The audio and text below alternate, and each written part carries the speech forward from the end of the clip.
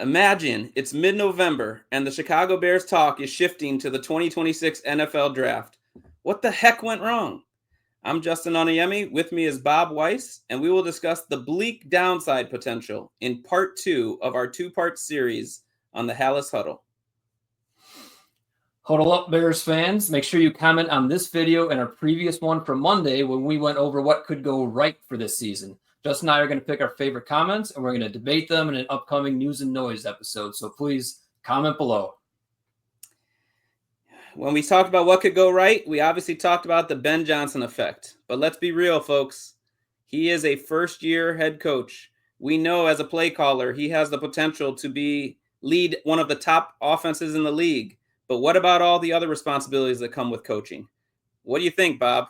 In a worst-case scenario, what goes wrong? Yeah, I mean, November comes around, we're not worried about wins or losses anymore. We're worried about draft pick. I think what we're going to see kind of first and foremost is Ben Johnson kind of not dealing with some of the egos in the room. I mean, we saw what happened with DJ Moore last year. I think there's some Cole Kmet things still out there, right? Like last year, he couldn't have been happy with his role where he was getting out-snapped by that tight end they brought in that I already forgot. Gerald Everett, right? And so now this year, there's a new tight end drafted in the first round. Like that's just a human reaction to a proud professional maybe being phased out. And again, the DJ Moore stuff, what was going on there? He had nothing but glowing character reviews coming into last season, and obviously something wasn't right. He was just pouting all season. So is Ben Johnson able to navigate? There are going to be some hiccups. I know we just went through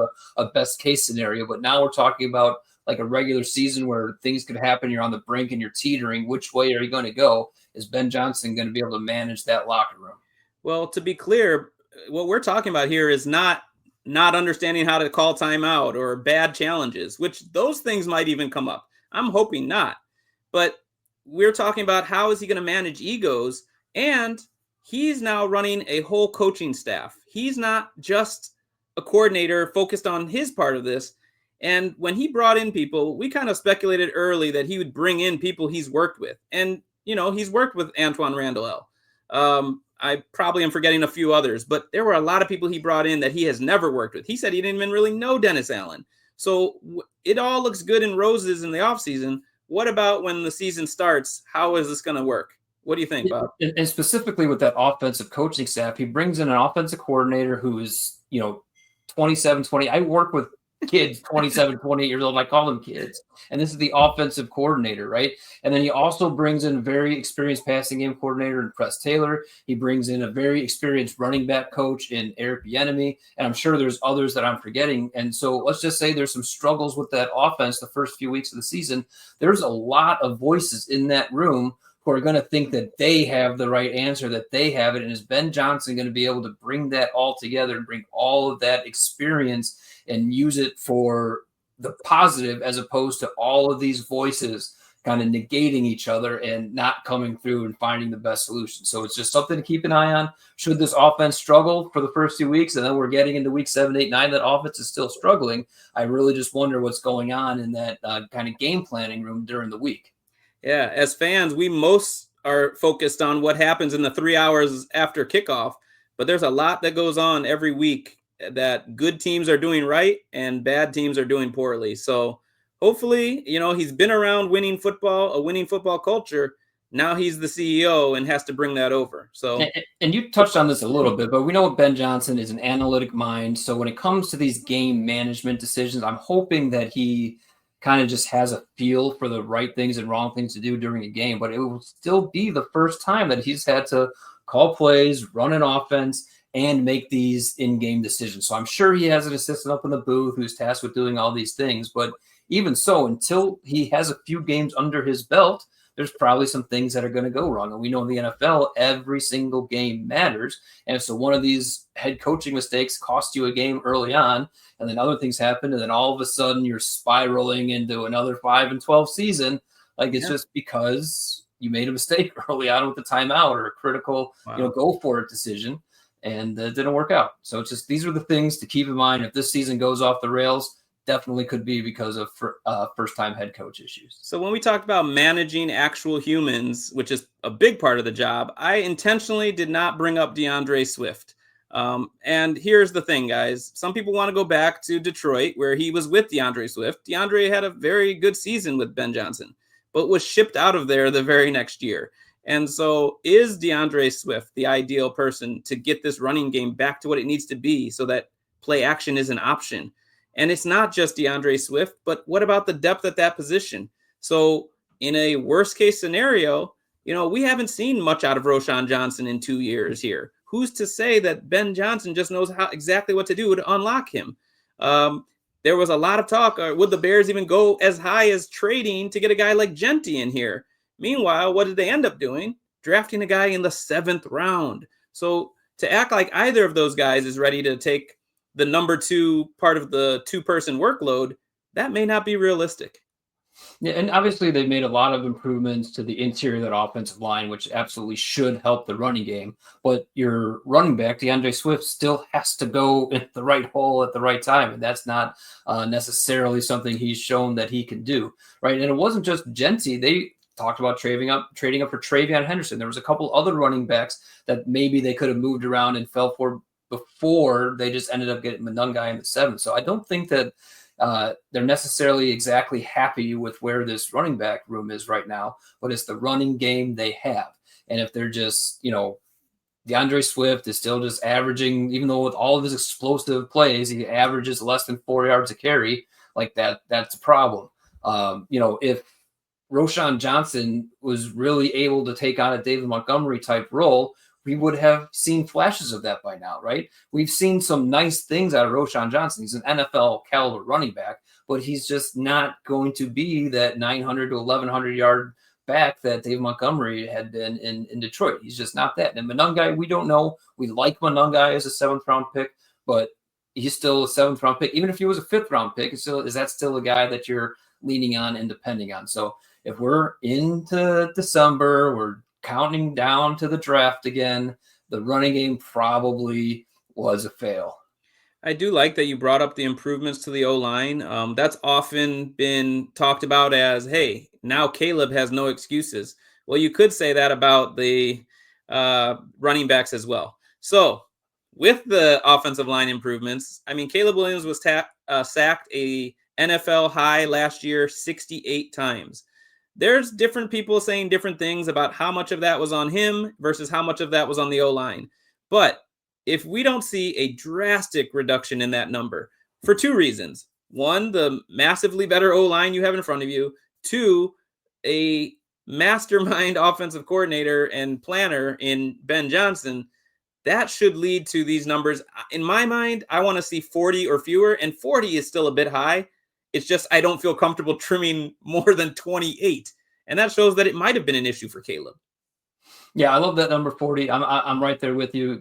Thinking Caleb's going to go under 30, go from 68 to 28 in one season just doesn't seem realistic. But what I'm really concerned about is that number is still above 40. And it's because, Caleb Williams clearly he doesn't avoid sacks, right? I know that he makes some crazy plays to avoid pass rushers, but I don't think that's the same thing as avoiding sacks.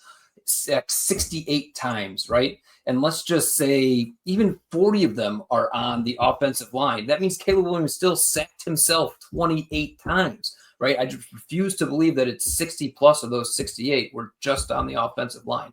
The quarterback has the ball in his hands, and he's the one who's getting sacked. If he doesn't want to get sacked, get rid of the ball on time, get it out of your hands. And back, 2 years ago when, Tyson Bagent played 4 games for Justin Fields, Tyson Bagent was sacked 5 times in 4 games. That's a half for Justin Fields. It's the same offensive line. It's the same play caller. Maybe some scheme would have been different, but it's up to the quarterback to get the ball out of his hands.